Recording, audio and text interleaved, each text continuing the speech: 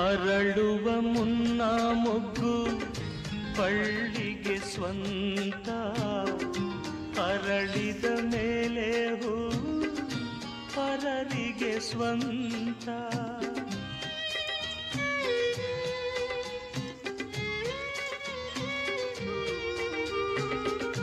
ಹಸಿರಿನ ಕಾಯಿ ಎಂದು ರೆಂಬೆಗೆ ಸ್ವಂತ, ರುಚಿಸುವ ಹಣ್ಣು ಎಂದು ತಿನ್ನೋರಿಗೆ ಸ್ವಂತ.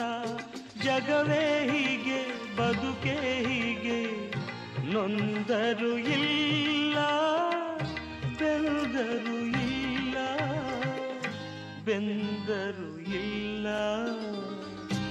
ಆಕಾಶಕ್ಕೆ ಕೊನೆಯೇ ಇಲ್ಲ, ಆಸೆಗೆ ಮಿತಿಯೇ ಇಲ್ಲ.